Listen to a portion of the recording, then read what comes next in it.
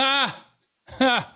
Hey, everybody. Welcome to the DLLS Cowboys podcast. What takes 10 to 12 days to figure out here? I don't know, but we'll work through it. The show starts. Meow.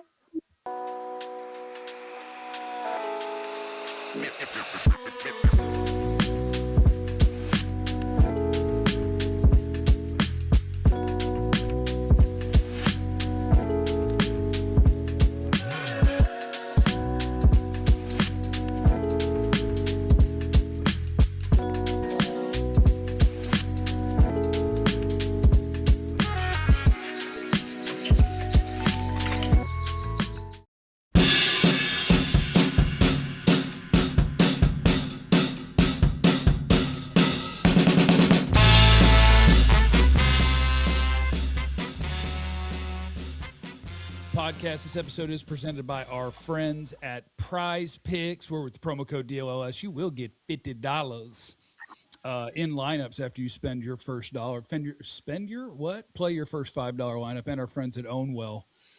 Don't let them property taxes just be whatever those people want it to be. Let Ownwell take care of you. Ownwell.com. They'll get you squared away, okay? All right, we're here now. You may not know this, or you may be incredibly observant and realize that we are not in the studio today. That's because I did not want to bring death to my friends when I was rocking a 102-degree fever.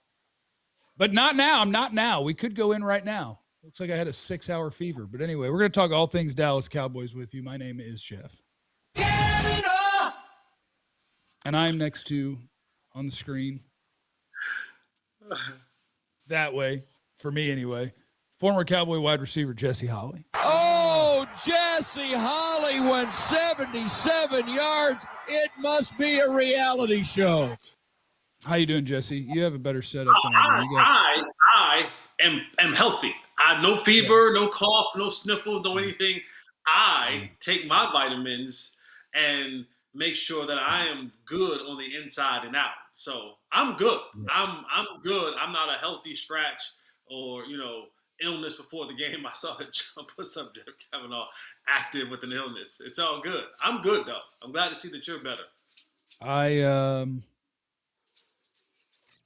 The tough part about it, Jesse? It's only been like 2 or 3 days, but I've really buckled down on making sure I take my vitamins. I eat real food. Like I was on a 3-day run of doing really great. And then I wake up at 2 a.m. dying. And I'm like, wait a minute. I thought you're supposed to be good once you start doing good. Yeah, not just 2 days. I had my protein. I was getting my veggies, my fruits. I bet it was the fruits because I don't normally eat fruits. I started eating the fruits, and I think the fruits might have made me sick. Tom Brady would say there's sugar in there. We shouldn't be doing it. Anyway. So now the Cowboys, I saw this yesterday. I know Shoddy was the one who I think talked about it, but I saw it from Nick Harris on the tweeter. Decision on the future of Cowboys DC Matt Eberflus not expected until thorough review over the next 10 to 12 days is completed. The Cowboys said, once you go through the process, you know what you want to do. I don't think we'll rush any of these decisions. Jesse, what takes 10 to 12 days about figuring this out? Maybe to get over the flu. I don't know. I don't know why they need 10 to 12 days to figure this whole thing out. It is something that either you do or you don't. Like we're at a point in time where you need to either, crap or get off the pot, because what more do you need to evaluate? You've had an entire season. Either he's going to be your defensive coordinator or he's not going to be your defensive coordinator. Everything else in this equation makes absolutely no sense to me. Yeah, and I guess my thing is this seems very Cowboys, where if you are looking for a sense of urgency, which I think is something that Jerry is going to claim that this offseason is about, where, he's starting to take ownership for the fact that I put this together. I'm responsible for a lot of this. But also I'm the right guy to fix it. And so watch out, here I come. It doesn't seem like a really good start to show zero urgency as you head into your offseason. Like Raheem Morris just got fired. There's other guys who are already available that could be a defensive coordinator. Gannon just got fired. Yeah, and so I don't know. I feel like I would want to be on it. Like anybody that is out there that's people are going to be interested in, I want to get to that person. I want to talk to that person. And so if you go and you wait a week and a half, 2 weeks, and any name is off the table and you do move on from your defensive coordinator, I feel like you just shot yourself in the foot and you cost yourself the chance to go talk to somebody that you might want to talk to. But also, their history would say they're probably just going to grab a random guy that's already in the building and be like, "What do you think about being the defensive coordinator? You like me, right? You're my friend. You could be the defensive coordinator." But like that's what I like this offseason. What I'm looking for is something different. I'm looking for a realization from the front office that we're in a real bad spot. Like we have some really good players. We have a really top heavy roster, but our depth is terrible. And the amount of needs that we have is really, really big. And to start off an offseason with zero urgency and an offseason where I'm hoping for lots of it when it comes to free agency, when it comes to having the roster where you need to have it so that you can go draft clean, all of these different things. I'm looking for urgency and I'm hearing check in 2 weeks. I don't like it, Jesse. I mean, the way I see this thing, Jeff, is, and this might be a Recky Specky by me, but this is one of those things where the Joneses kind of want the fan base to kind of have their emotions settle down just a little bit. Like, all right, everyone's really high. The year's over. We didn't win. We're not going to the playoffs. So there's an emotional, negative emotional high that's in the mix right now. And so the Cowboys kind of want that to dissipate just a little bit. And then they're going to kind of say, you know what? All right, now we have a plan that we're going to present to the people on how we're going to move forward with Matt Eberflus. Because that's the only thing I can think of, because you're absolutely right. Right now, there should be media reports coming out, yes, that you fired your defensive coordinator, but also that, hey, we're looking to interview Gannon and Schwartz and Ulbrich and Raheem Morris. Like all those guys, we should be hearing reports today about how you're lining up to interview those level of defensive coordinators or some, or Leonard or whoever that it may be out, Flores or whoever it may be. There should be a list of names that should be coming down the pike from Cowboys. Clarence Hill should be texting us, right? Clarence Hill should be tweeting out that the Cowboys are firing their defensive coordinator and they are looking to interview Brian Flores. Even if you're not going to hire Brian Flores, just appease us, right? Play with our emotions a little bit and interview him. Interview Jim Leonard, interview Schwartz, interview a bunch of these guys who we all think are quality names that can come in here and be your defensive coordinator in 2026-2027 season. Because when you start looking at the schedule, and I don't want to jump ahead, okay? When you look at this schedule for the 2026-2027 season, you can't afford to fail in the offseason. You need to have an A-plus hiring search if you're going to bring in a new defensive coordinator. You need to have an A-plus free agent signing. You need to have an A-plus draft. And you need to have A-plus OTA / training camp / preseason activities. Because what you have coming down the pike next year, especially on the road, ain't even at home. Boy, this can get real bad, real fast, not only for your defensive coordinator, for your head coach. Because if he goes out this next year and has another losing season, now we're talking about replacing your head coach, not just a defensive coordinator. Quiet Wyatt Beats is in the super chat. He said, I'm cleaning pools, tuned in, excited for draft coverage this year. Any chance we could trade up for Caleb Downs? Caleb Downs is a safety at Ohio State that's freaking awesome at football. I just need everybody to know that right now. And yes, Jesse, he is the younger brother of North Carolina Tar Heel Josh Downs, who is a start. And he's the nephew of former North Carolina cornerback Dre Bly. And draft stuff we will do a lot of draft stuff because I love the draft and I'm about 30 players into watching the guys in this draft. And it's kind of the reason that I thought they really needed to lose that football game because we don't know. I had somebody on Twitter already this morning because I think in our post game we were talking about the names that might be possible at 12 that probably wouldn't if you were picking at 17 or 18. And you're already getting the, well, he's not going to be there. He's not going to be there. And I'm like, we don't know. You know who's not going to be there at 12? Fernando Mendoza, the Indiana quarterback. But a lot of these other guys, you maybe at 12, maybe you could have Caleb Downs without trading up. Because is he going to be one of the 3 to 5 best players in this NFL draft? I think absolutely. So is Jeremiah Love, the running back from Notre Dame. But that doesn't mean that they'll get picked in the top 3 to 5 because they play running back and safety. And those tend to drop because people are looking for the premium stuff. They're looking for a left tackle. They're looking for a pass rusher. They're looking for a quarterback. They're looking for a cornerback. They're looking for a wide receiver. You might have a shot, at Jeff, Caleb Downs without trading up.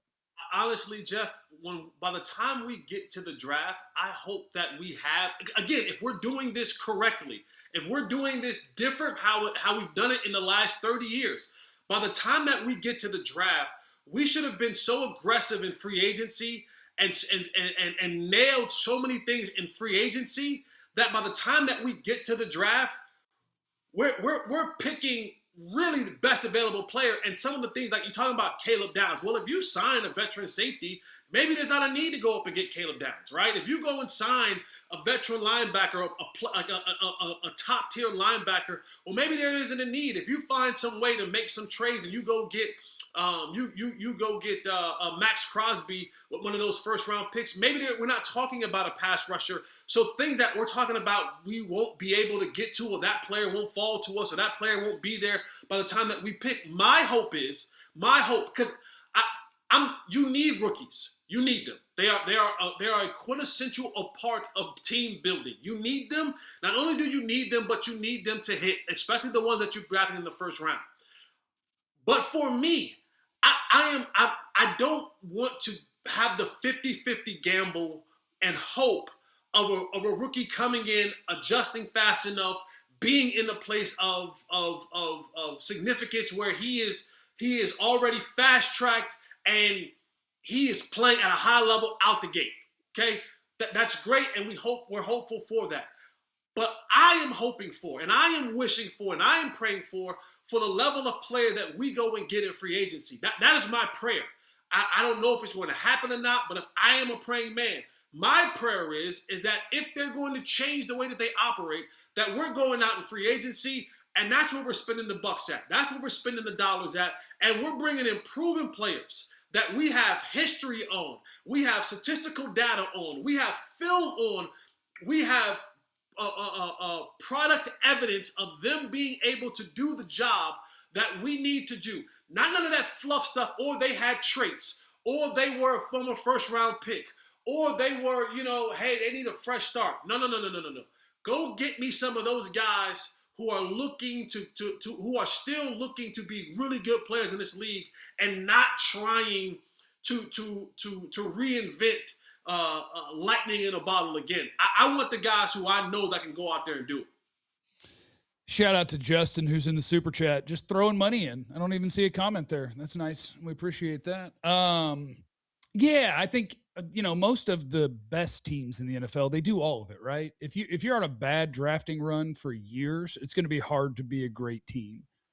But also, if you think, like, just looking at their roster now, we haven't done free agency yet, so we have no idea what they'll be targeting. But if you think you're going to pick, let's say, 12th, and right now, if Green Bay lost in the first round, 19th, you're not going to get a guy who is a rookie is going to come in and be your best corner and your best pass rusher with 12 and 19. At least probably not, and to bank on, and I feel like they will do that a lot. The Cowboys will do that a lot where they'll say, well, we drafted Tyler Guyton there in the first round. We're going into year 2, so now that's good. We got and you just pick all of the different names that they've picked. And if you think those are going to be the difference between your terrible defense and a competitive defense, boy, that's so optimistic. It's so optimistic. And I love the draft. If they pick the guys that I like, I'll be so excited. Now, it's not impossible. I seem to remember a guy they drafted at number 12 overall that was really good as a rookie. His name was Micah Parsons. So just find that again. and we'll be off and cooking. Michael it's the DLLS Parson. What was that? It's the DLS Cowboys podcast, and coming up next, we're going to do a Magic Marker Monday. What is the biggest priority for this offseason? We want yours in the chat as well. Let's go. It's next.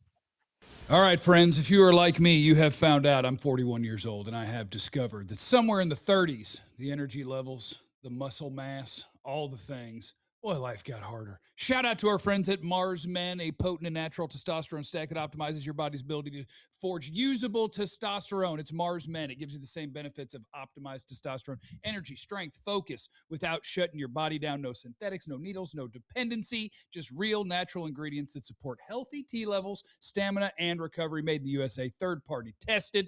For a limited time, our listeners get 50% off for life, plus free shipping and 3 free gifts at mengotomars.com. Perfect way to kick off the new year strong. mengotomars.com. Get you 50% off and 3 free gifts when you check out. After the purchase, they're going to say, where'd you hear about us? Support our show. Tell them that it was us that sent you over there. To our friends at Mars Men, optimize that T. Get your energy levels where you want them. Get to feeling good again with our friends at Mars Men. Also want to shout out our friends at Ownwell. You get the property tax bills showing up this month. And that can mean that, it may be higher than you think. It's happened to me many times. Our friends at Ownwell, this is what they do. They take care of you in regards to this. You own your home, you own your property, and the property tax, your payment goes, wee, and you're just like, wait, what is going on here? And you need a professional. That's what our friends at Ownwell do. They take care of you in this regard. They go protest those property taxes and make sure that you're not paying more than you should. And if they aren't able to bring that dollar down, you don't owe them nothing. 3 minutes to sign up. 86% of Ownwell's customers get their assessed values reduced and save on their property taxes. So hit up our friends at Ownwell. No upfront costs, no stress or big-time investment. And they're going to get you taken care of. Stop overpaying and start saving with Ownwell. Sign up in 3 minutes at ownwell.com/Texas. That's OWNWELL.com/Texas. All right, welcome back. DLS Cowboys podcast. It is a Magic Marker Monday. Hold on, let me get down here. Because I don't have a whiteboard, but I do have some journal options that I can write in. That's, of course, the Tree of Gondor, Lord of the Rings. Surprised you didn't know that, Jesse. And this one's just some sort of weird Shakespearean type deal. And so let me make sure I have verbatim the proper question that we're asking here. Magic Marker Monday, off-season priority for the Dallas Cowboys. That's what we want in the chat. But we also have a super chat from Jason, Jesse. He said, do y'all think Morris would be a fit for us? I was at the game yesterday and was the only one booing Jerry. Also, can I get thoughts on Josh Butler's tweet?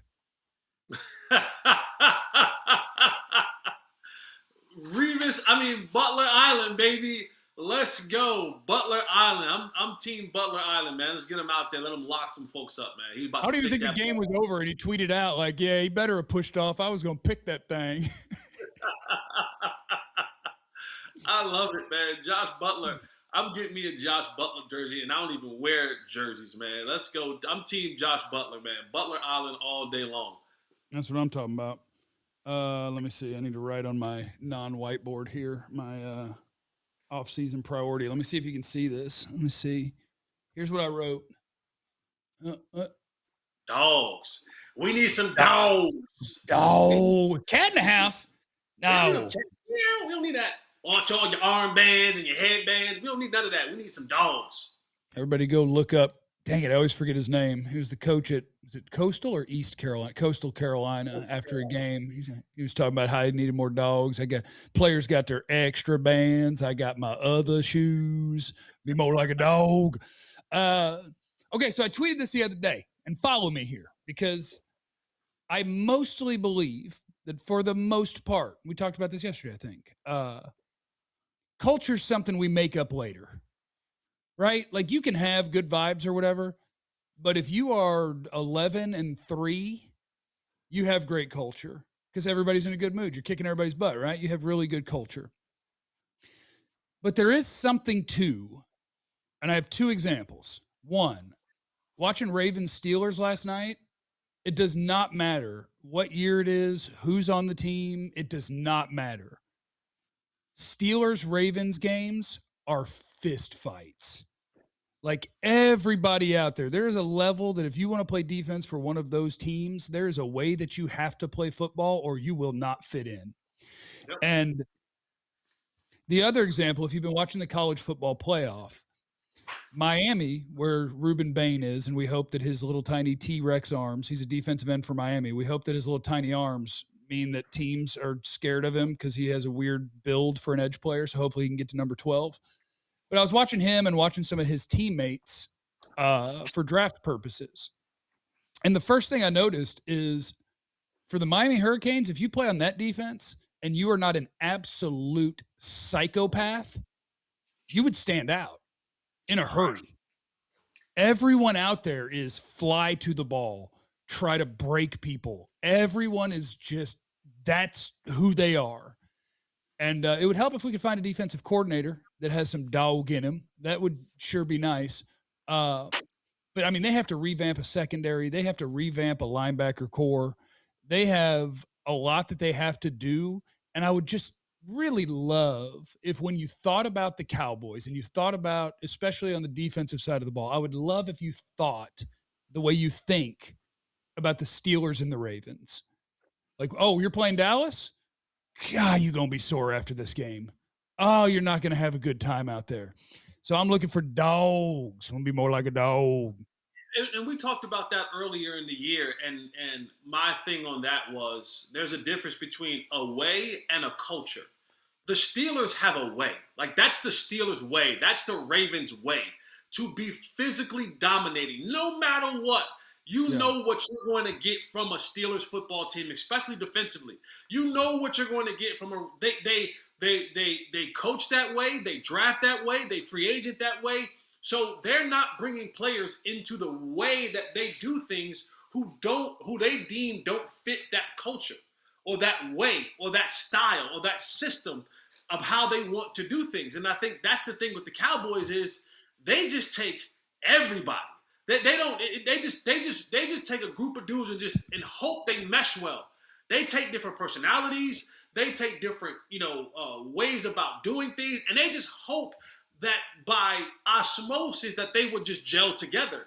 And that's the part of team building. You have to be strategic about who you bring into the building.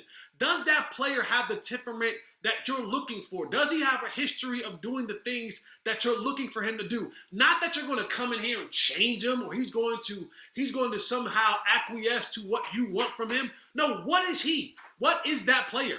And does that fit? And don't start trying to take player square and push him into a circle program.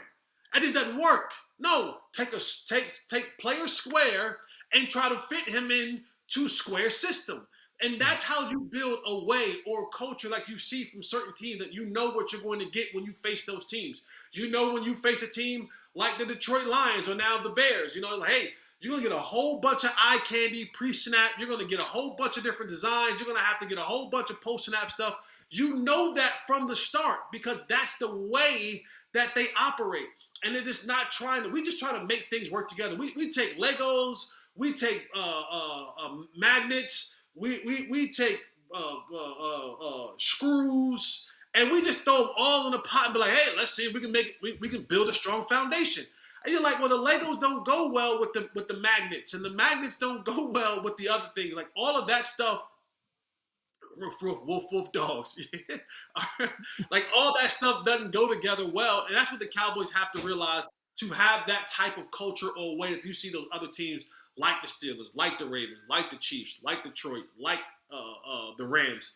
That kind of stuff is a way. That's how they operate. And until we get to that point, we'll just keep trying to put round players into square systems and programs, and it won't work. All right, Jesse, hit me with your Magic Marker Monday. What is the offseason priority for the Cowboys now that I took the best answer? For me, number 3. Can you guys see that? Yeah. Linebacker. Wait, you got 3 different answers? Yeah, I did my priority. It's just a okay, list. okay. Right? Priority list? Yeah. Is that Yeah. Okay, so I got linebackers with an S. Right? I just don't want one. I don't need one. You can bring me a couple of those things. You know what I'm saying? Yeah. I'll take that. For me, number 2, we need a pass rusher. and I should have put elite. We need a really good pass rusher. I just left pass rusher because there aren't many elite pass rushers or really, really, really good pass rushers, but we need to find one. Hold on, time out. For number 2, if I told you that the answer to number 2 is Jadeveon Clowney and a first-round pick, is that good enough? No. No. All right, so you need Max. Because we're banking on Jadeveon Clowney doing that again at 34 years old. Yes, we are. Hey, did you see what he said, though? Hold on, let me find it. He said he made it known that he wants to sign earlier than he did this year. And he even said he's excited to go to training camp. He's ready. Of course, that may just be talking to get some more money. But Jadeveon Clowney, for the first time in a decade, decided to go to training camp. To go to training camp. He could be just saying all the right things, right? And he'll just wait around. They'll give the offers, and he'll just go, "Oh, let me see what my family says." So yeah. I'm linebackers, I'm pass rusher, and then number 1 for me is I need cover corners. I'm sorry. I'm sorry, guys. I know that pass rusher is important. I know that we want pass rushers, but this is a passing league, okay?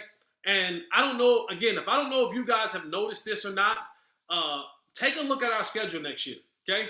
We play teams like the Niners. We play teams like the Rams. We'll play teams like the Seattle Seahawks. We'll play the Bucks. We'll play the Jaguars. We're playing a bunch of teams that will pass the ball around the park. You know, you got Houston on that list. So there are a bunch of teams that you're going to need. You're going to need some guys that are going to be able to come up and cover a little bit. And I put plural because we need a couple of them. Okay, we need a couple cover corners. I'm not saying that we have to get all pros, but I need some guys. I need some dogs out there that's going to be able to cover some receivers. And you know, the rush and the rush and the coverage and the rush, they do go hand in hand. But boy, man, we just couldn't. I mean, we gave up just an ungodly amount. J.J. McCarthy got loose, and Russell Wilson got boogied. I mean, we let Jacoby Brissett, we let Marvin Harrison, who just couldn't find his way.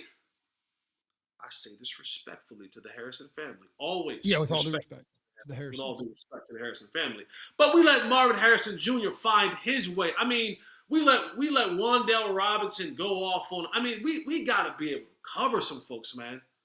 Did you see what I saw on Russell Wilson in the last 24 hours? I did not.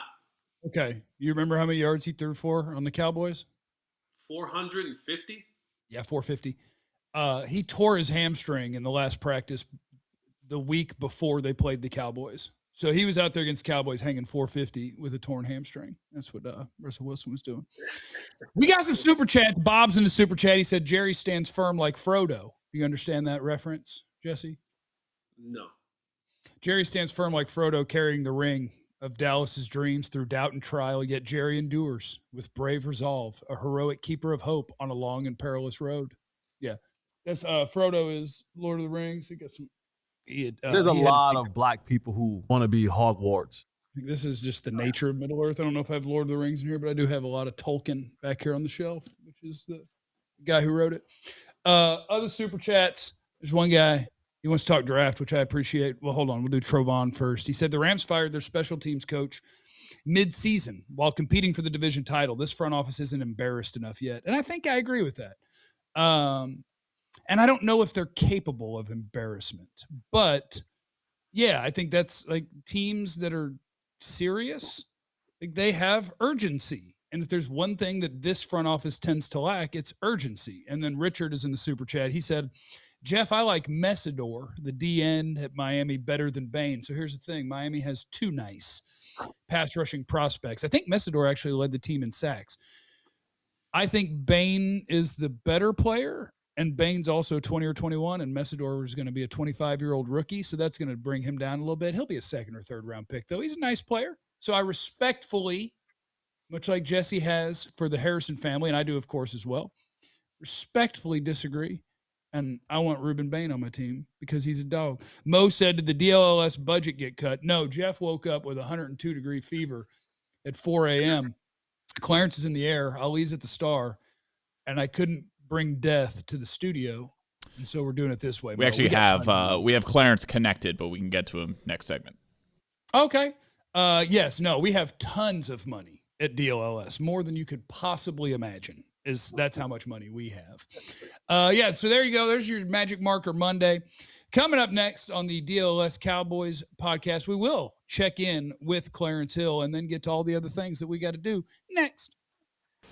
Let's take a moment and talk about our friends at Prize Picks. You guys know I'm obsessed. I'm on Prize Picks pretty much every day. No matter the sport, Prize Picks has you taken care of. And all you have to do is say if you think somebody's going to have more or less than their projected stats in any given game. In football, of course, you can get passing yards, rushing yards, tutties, completions, like all sorts of different things for your favorite player, maybe your least favorite player. All you got to do is say, I think this guy's going to have more or less than his projected stat in this game. And you can do it across all sorts of sports and combine it in that way if you so choose.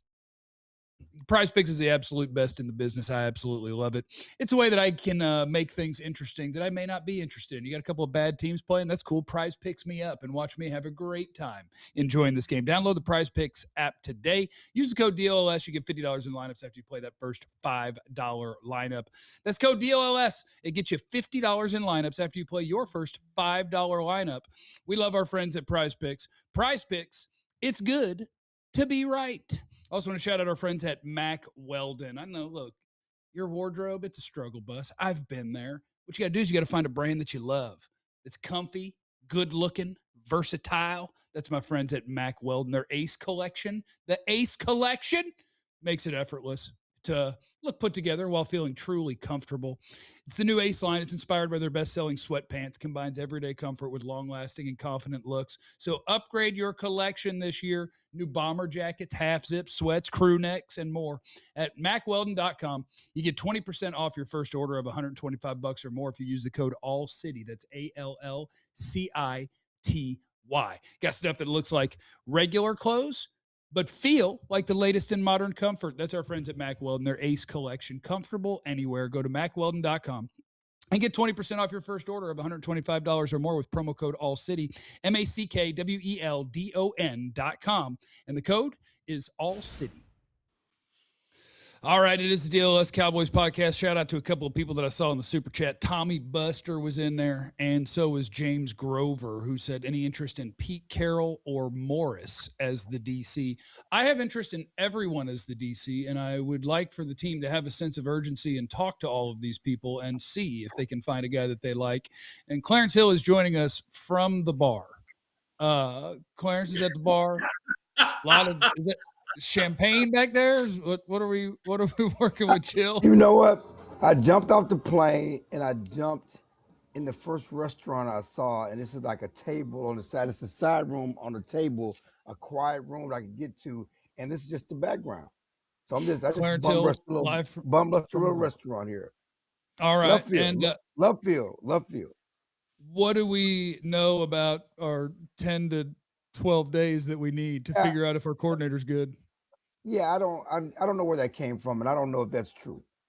The 10 to 12 days, and so just from how things work, I don't think it's going to be 10 to 12 days. I know Schottenheimer talked about, they're going to talk to the players, then we're going to get to the coaches by Thursday.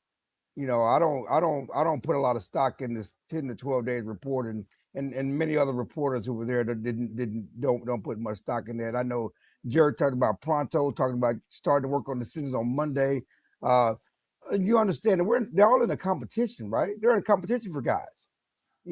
This whole 10 to 12 days, that doesn't jive with having to compete with other guys and other coaches and this whole process and how this thing works out. So yeah, I don't think it's going to be that quick. I mean, that long at all. I think it's going to be quicker than that. It should be quicker than that because you have to start making decisions. Jerry talked yesterday about this being possibly the most dramatic offseason to make changes in this team that he's had in some time. And they got player decisions. We're talking about the draft, and you need to know, as you go in, what kind of defense you're going to be running, what kind of players you're going to be looking for. So this won't be 10 to 12 days. Don't put no stock in 10 to 12 days. This will be much quicker than that for sure. do you buy, because you're talking about Jerry talking about this offseason, do you buy, or which elements do you most buy, I guess, that it could be different in terms of free agency, that it could be different in terms of how they do their contracts with their own guys? Like, could we get a Pickens contract extension that doesn't bleed into training camp? Can we get urgency when it comes to what they're doing at D coordinator? Are they going to interview the best people or the guys that they know? Like, how much do you buy that any of those elements are actually going to be different? How much do I buy what Jerry's selling after 30 Yes. years? Yes. After when I talk about all in, they talked about all in a couple of years ago. Stephen Jones was talking about all in and making all the changes. And Jerry said, I gotta look at the man in the mirror. You know how many times he talked about the man in the mirror in the book? You know, I gotta look. You know how many times he talked about it starts with the man in the mirror, and I gotta look up top, and it's gotta be internal change. And I'm like, Jerry, how can you change yourself? You know, I've heard this man in the mirror, and I got to look at myself, and I'm part of this problem. But you are not going to do anything with yourself, right? So I don't know what to buy because we've heard these promises before. How many times have we heard these promises before about being upset? I remember after Green Bay was the upset he's ever been. Now he's upset again, and what did it lead to? So. Clarence, I do want to go back and just ask a question about. You said that the 10 to 12 days is not a realistic kind of time frame, but what are they waiting on? If like what do they have to discuss? Is this going to be is Schottenheimer making this decision? Is Jerry making this decision? Is this a, and I'm doing my air quotes for those that listen Unanimous? Unanimous? And this is a unanimous decision. Like what is the holdup? Whether it's 10 to 12 days, whether it's 3 to 4 days, what can't be discussed in between exit interviews? I mean, I've been a part of an exit interview. An exit interview ain't that damn long. I can tell you that much, right? An exit interview per player is not an all-day event per player, right? Like it's a, depending on the player, it's a 10 to 15 minute deal. Like you can get through exit interviews in a day if you want to. What is the holdup? And is the holdup because they're actually considering a game plan on how to bring Matt Eberflus back? No, I mean, I think that you got to understand that they were being magnanimous yesterday. You know, they did not want to throw Eberflus under the bus. But every time Jerry talked about, you know, it's not just him, it's us and these players are here, we said, Jerry, is a chance he coming back. He said, well, no, I didn't say all of that, okay? I didn't say all, I'm just saying it's more than Eberflus, okay? Same thing with Shotty. We asked him, do you want to bring him back? He did not answer that question. So they were being magnanimous, okay? You got to understand that they're not going to say we're going to do it tomorrow. I mean, they just have to lay out the time frame, theoretical time frames like that on how they go about business.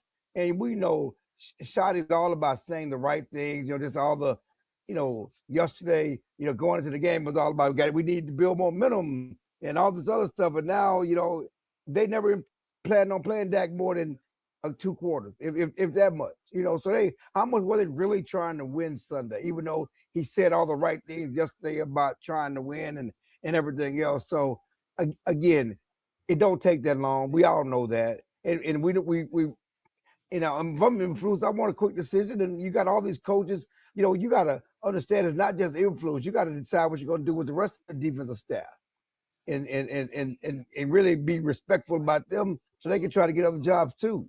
So this whole, again, it's not 10 to 12 days. Let's just kill that noise right there. It will be much faster than that.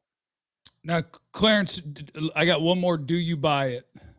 Jadeveon Clowney has made it known he wants to sign with the team earlier than he did this season. He even said he's excited to go to training camp. Do you buy that one?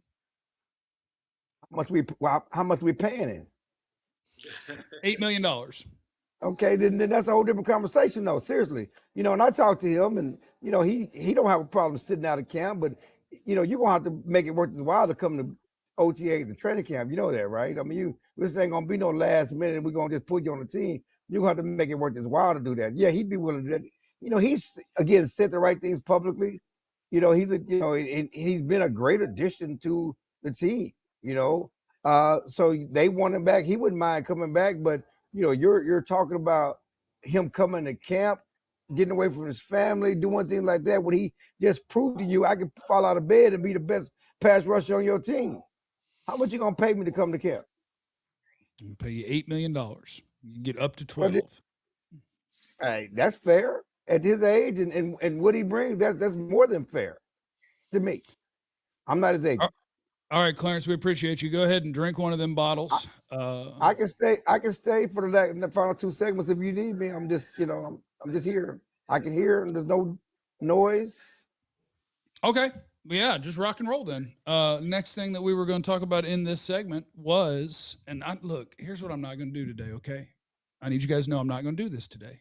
What I'm not going to deal with is one of y'all laughing at me. Okay? When I say Jaydon Blue played football, looked pretty good, do you take anything from that?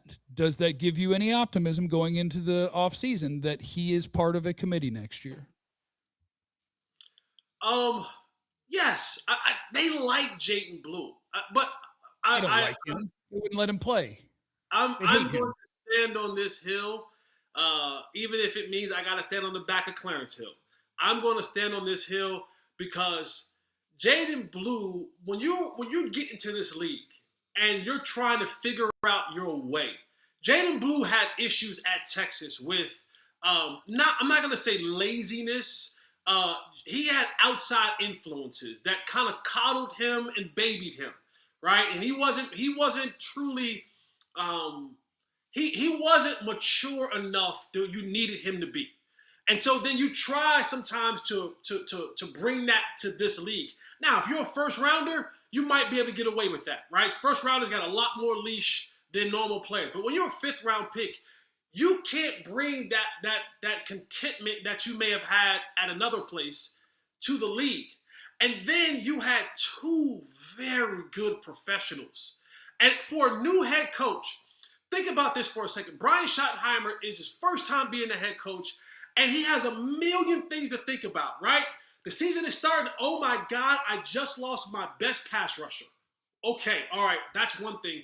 I got to deal with this circus that is the Dallas Cowboys. I got to try to put an offense together. I got to feed CeeDee, and I got to feed George Pickens. I got to give Dak Prescott what he needs, and I got to make – then the season gets along, and you're like, oh, my God, our defense is terrible.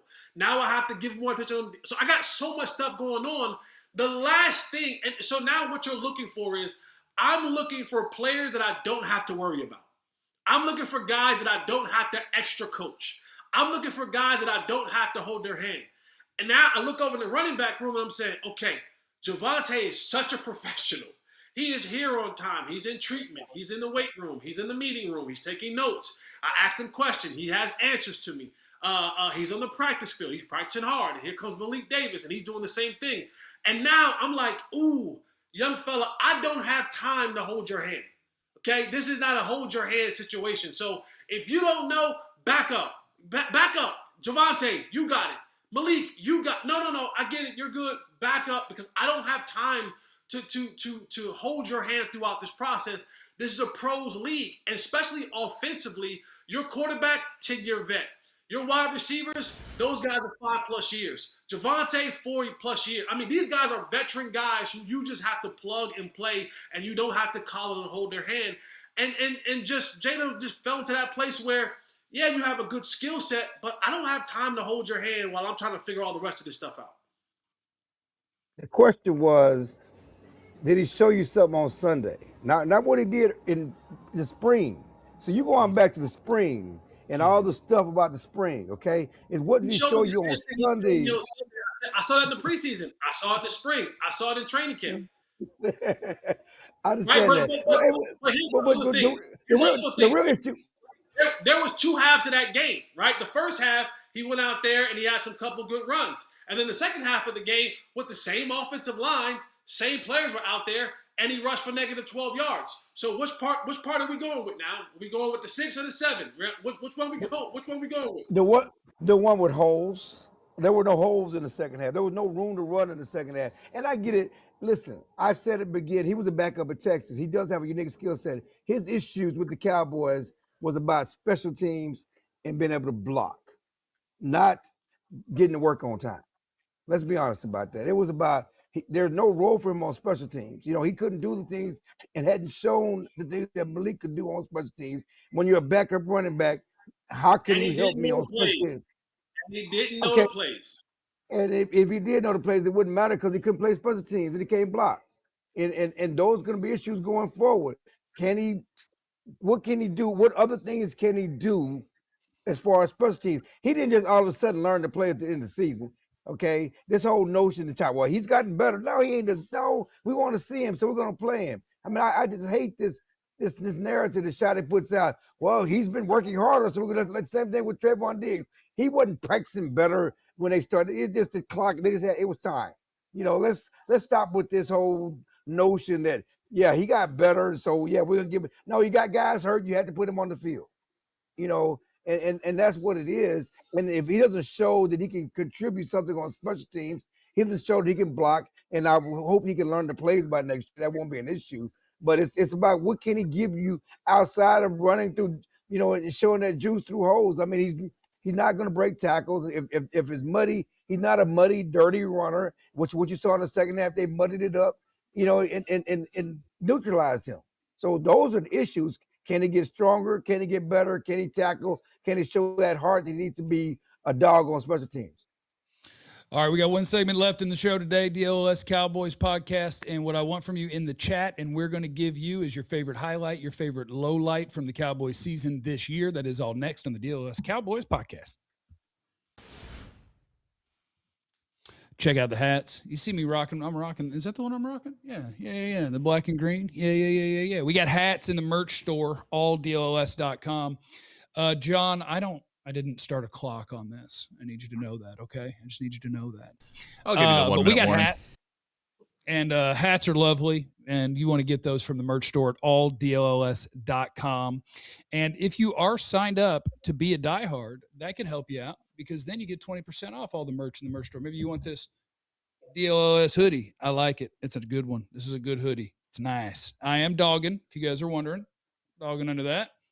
Straight dogging. Yeah, Jesse got a DLLS t-shirt. But again, you can dog at the house. And so that's what I'm doing. Because I'm just no at hair the on house. your chest. No hair on your chest. Not much, no. And I kind of trim it up just because there's not much anyway, and it looks goofy if you have 17 hairs. So I don't mess with that. So, use the QR code, sign up to be a diehard, and then you'll be all hooked up. And you'll be able to get discounts on that merch. You'll get an ad-free experience on the website. You'll get access to all of our premium content. Those are things that you need in your life. And you can have that. Plus, you get into our Discord where we're hanging out, talking about all sorts of different stuff. And, all that when you become a diehard. Also want you to sign up for the newsletter, alldlls.com/newsletter. That'll get you squared away there. And then Ali will have you all squared away. And you'll be rocking and rolling and know everything about your DFW sports teams right there in your inbox each morning. No fiddle farting, no nonsense, just what you need. I do like to say fiddle farting, but yeah, none of that. So sign up for the newsletter, be a diehard, get discounts on merch and events, all those different things. And don't be afraid to raw dog under a hoodie, but only if you're at the house. Don't be doing that stuff in public, okay? Alldlls.com. Sign up to be a diehard. All right, it is the DLLS Cowboys podcast. We got one segment left in our broadcast today. We're going with your highlights of the season and your lowlights of the season. We want those from you in the chat. Let me make sure I've knocked out all of our super chats as well. B-Bird Cowboys said, are the Joneses stalling? So all the high-profile, highly paid DCs can be hired by other teams. Then they could justify bringing Flus back. I don't want that to be a possibility. But also, I have been around this team for a long enough time that is a possibility. But I am with Clarence. Like, just reading between the lines and the words that Jerry says and the ways that he says them, I don't think Matt Eberflus is coming back. And I think it'll be fairly soon that we know that. But, I mean, we've been around long enough that they absolutely could intentionally draw something out to keep the attention on the Cowboys for a while and then settle for somebody that Jerry knows. I'm just saying. That's all.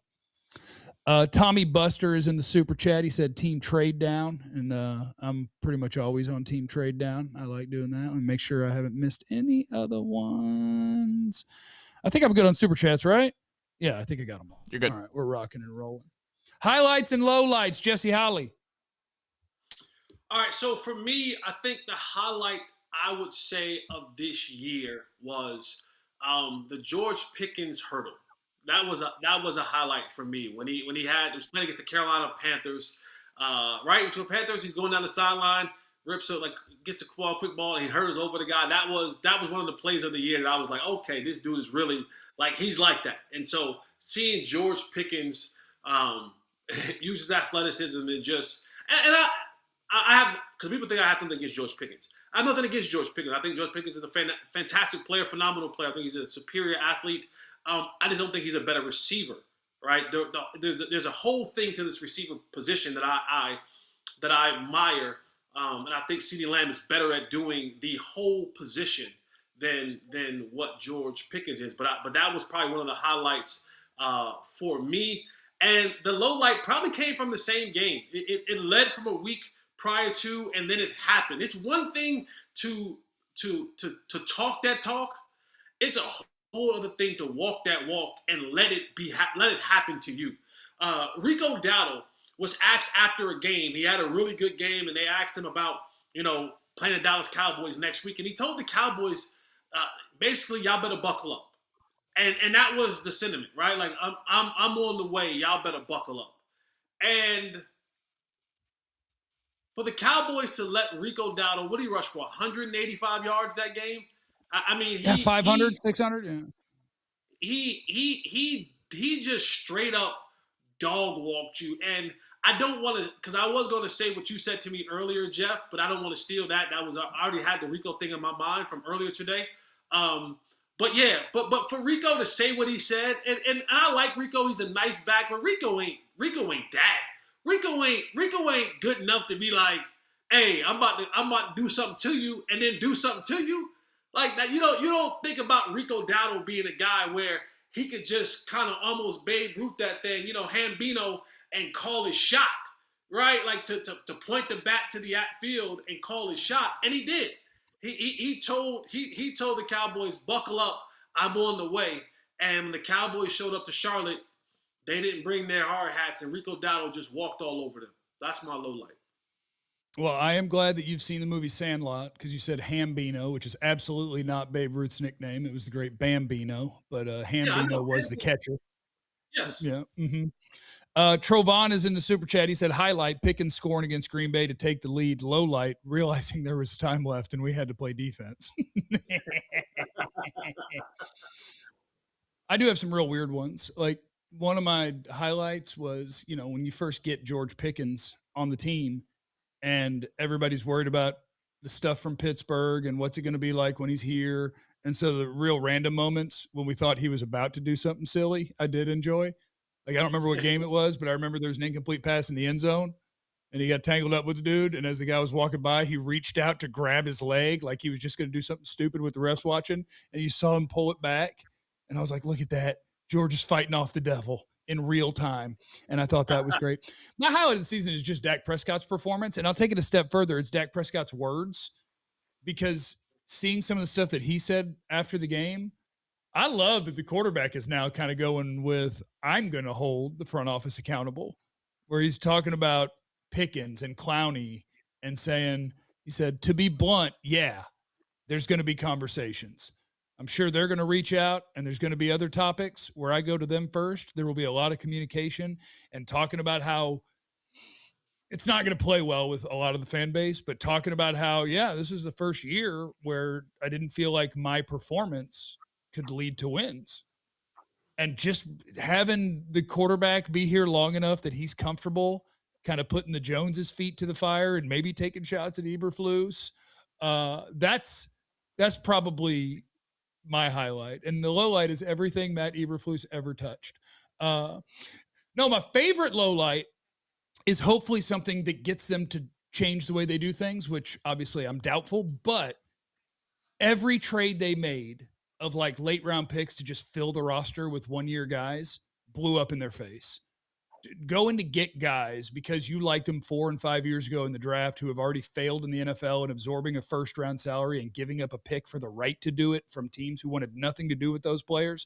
The fact that Kyer Elam and Kenneth Murray, that totally blew up Joe Milton is following the Trey Lance path, where you traded a pick for a backup quarterback, and you're like, what are we doing here? So my favorite low light is their failures that remain consistent in a way that they like to do things, and it's just being reinforced over and over again. No, bad. This is not going to work. And I'm glad that those played out that way. So that's my high and low light. Now, Clarence, you're going to have to do this under the gun because you didn't know what we were doing in this segment. So good luck to you. Well, clearly my low light starts with Micah Parsons lying on that medical tent.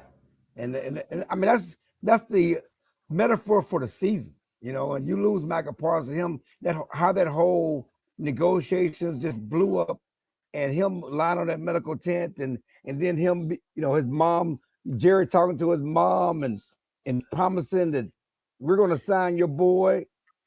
Don't do that, Jesse.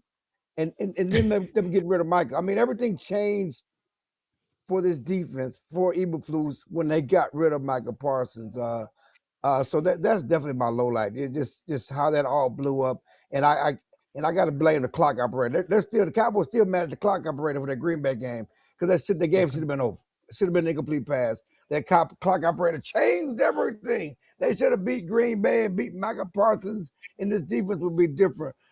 Again, I'm with you. My highlight is certainly Dak Prescott, George Pickens, the way they play. I don't have an individual play, just the way they played. And I think we can expound on it tomorrow more about how Dak basically threw the defense. You know, Dak, he's usually a guy that says the nice things, says the right things, tries to be magnanimous and everything else about, yes, it's on me, it takes all of us. But he basically said, I did all I can do. If you read my story, I have a story on that. And certainly Jesse would know. I said Jack channeled his inner Donnie McClurkin with Stan.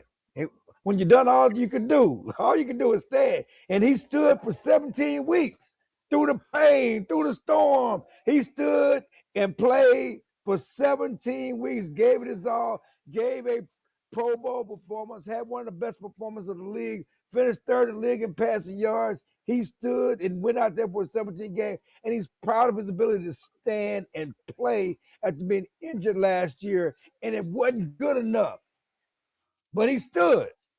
Stand, Jesse. You know how that song, Stand, by Donnie McClurkin. And that's what he did. That's something he's proud of.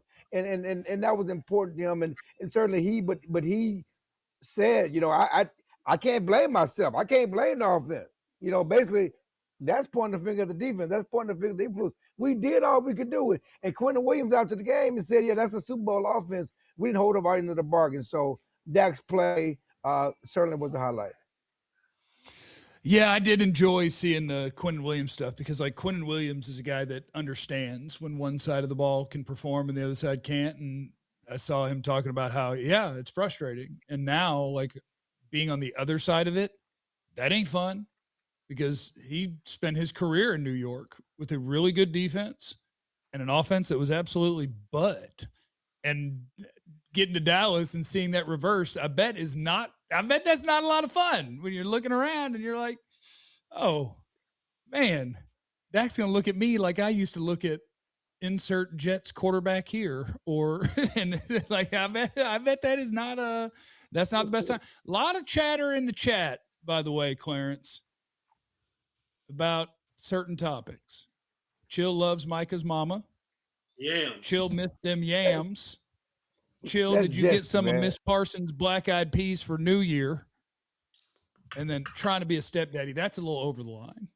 That one's a little bit over the line. I mean, y'all are just so disrespectful. I mean, let's be honest about this, man. You can't just take Micah. You got to take the other two. You got to take both of them. I'm just talking about moments. We're talking about moments. First of all, that's not. She's not my type, Jesse. Can we say that? Okay.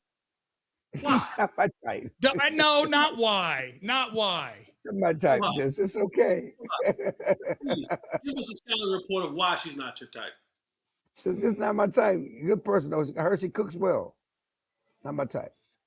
I'm gonna go cook some soup and probably grilled cheese. I was up for the flight and I saw your message like Jeff's sick, 102 degrees. You playing hurt, baby. Look at you. That's right. That's right. Fighting through. And that's it for the broadcast day. Thank you, Clarence. Enjoy the airport. Thank you, Jesse. Thank you, everybody, for being here. Hit the like button on your way out. Remember, you have no idea what anyone's going through. So be cool to everybody. We love you. Be easy. Eliminate the contingencies. We all silly like the mayor.